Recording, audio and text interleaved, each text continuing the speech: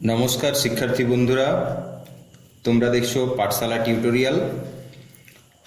পূর্ববর্তী ক্লাসে আমরা সমাসের দুটো ভাগ সম্পর্কে আলোচনা করেছি, দ্বন্দ্ব সমাস এবং কর্মধারয় সমাস।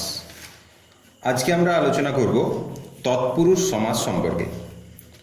প্রথমেই জেনে নেব তৎপুরুষ সমাস কি। যে সমাসে পূর্বপদের বিভক্তি বা অনুসর্গ লুপ্ত হয় এবং পরপদের অর্থ প্রাধান্য লাভ করে তাকে তৎপুরুষ সমাস বলে। যেমন বৃক্ষ ছায়া, বৃক্ষের ছায়া। এক্ষেত্রে তৎপুরুষ সমাসের আমাদের তিন ধরনের বিভাজন রয়েছে। একটি হচ্ছে কারক সম্পর্কিত তৎপুরুষ, একটি অকারক সম্পর্কিত এবং একটি অন্যান্য। কারক সম্পর্কিত তৎপুরুষ রয়েছে কর্ম তৎপুরুষ, করণ তৎপুরুষ, অপাদান তৎপুরুষ, অধিকরণ তৎপুরুষ এবং নিমিত্ত তৎপুরুষ।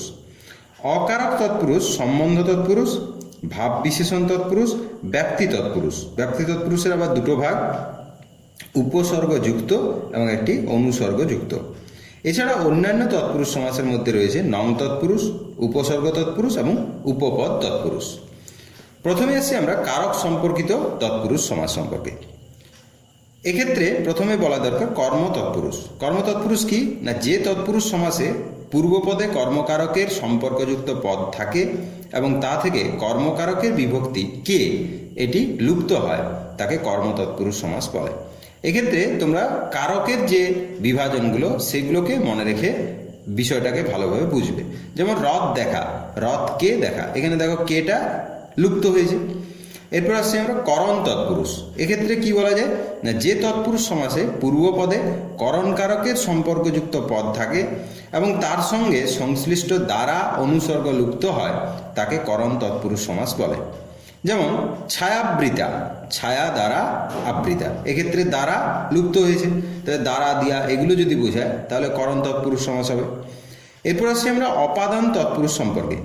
যে তৎপুরুষ সমাসের পূর্বপদে অপাদান কারকের সম্পর্কযুক্ত পদ থাকে এবং পূর্বপদের সঙ্গে সংশ্লিষ্ট থেকে, হইতে ইত্যাদি অনুসর্গ লোপ পায় তাকে অপাদান তৎপুরুষ সমাস বলে। অর্থাৎ অপাদান কারকে কি ছিল, হইতে বা থেকে, এক্ষেত্রেও তাই হইতে বা থেকে এটা লোপ পাবে। যেমন বিলেত ফেরত, বিলেত থেকে ফেরত। এরপর আসছি অধিকরণ তৎপুরুষ।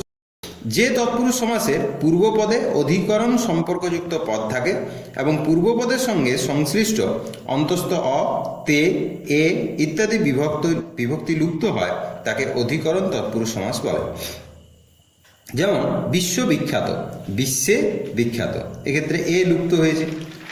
এরপর নিমিত্ত তৎপুরুষ। যে তৎপুরুষ সমাসের পূর্বপদে নিমিত্তকারকের সম্পর্কযুক্ত পদ থাকে এবং পূর্বপদ থেকে সংশ্লিষ্ট জন্য, উদ্দেশ্য বা নিমিত্ত অনুসর্গ লুপ্ত হয় তাকে নিমিত্ত তৎপুরুষ সমাস বলে। যেমন ছাত্রাবাস, ছাত্রদের জন্য আবাস, অর্থাৎ নিমিত্ত বলতে কি বোঝায়, নিমিত্ত বা জন্য, সেটা লুপ্ত হবে। এরপর আসছে আমরা অকারক তৎপুরুষ। এক্ষেত্রে আমাদের মূলত মনে রাখতে হবে সম্বন্ধ তৎপুরুষ, ভাব বিশেষণ এবং ব্যক্তি তৎপুরুষ। সম্বন্ধ তৎপুরুষ কি না, যে তৎপুরুষ সমাসের পূর্বপদটি হয় সম্বন্ধ পদ এবং ব্যাস বাক্যস্থিত পূর্বপদে র বা এর বিভক্তি লুপ্ত হয় তাকে সম্বন্ধ তৎপুরুষ সমাস বলে। যেমন মাঝ নদী, নদীর মাঝ, বা রাজপথ, পথের রাজা, এক্ষেত্রে র লোপ পাচ্ছে। এরপর আসছি আমরা ভাব বিশেষণ তৎপুরুষ। যে তৎপুরুষ সমাসে পূর্বপদে বিশেষণের বিশেষণ বা ক্রিয়া বিশেষণ থাকে এবং ব্যাস বাক্যে রূপে বা ভাবে পদ দুটি ব্যবহৃত হয় তাকে ভাব বিশেষণ তৎপুরুষ সমাস বলে। যেমন দৃঢ়বদ্ধ, দৃঢ়ভাবে বদ্ধ। এরপর ব্যক্তি তৎপুরুষ। যে তৎপুরুষ সমাসের সমাসবদ্ধ পদের দ্বারা কাল ও স্থানের ব্যাপ্তিকে প্রকাশ করা হয় এবং ব্যাস বাক্যে ব্যাপ্তিবোধক শব্দের প্রয়োগ ঘটে তাকে ব্যক্তি তৎপুরুষ সমাস বলে। এক্ষেত্রে উপসর্গযুক্ত ব্যক্তি তৎপুরুষ হয়ে থাকে, যেমন আমৃত্যু, মৃত্যু পর্যন্ত। আবার অনুসর্গযুক্ত ব্যক্তি হয়, যেমন জীবনানন্দ, জীবন ব্যাপিয়া আনন্দ। এছাড়া আমাদের অন্যান্য তৎপুরুষ সমাস রয়েছে, যেমন নং তৎপুরুষ। যে তৎপুরুষ সমাসের পূর্বপদে নাবাচক শব্দ থাকে এবং পরপদ বিশেষ্য বা বিশেষণ পদ হয় তাকে নং তৎপুরুষ সমাস বলে। যেমন অনিচ্ছা, নয় ইচ্ছা, এক্ষেত্রে নয় কথাটা থাকলে নং তৎপুরুষ হবে বা না থাকলে।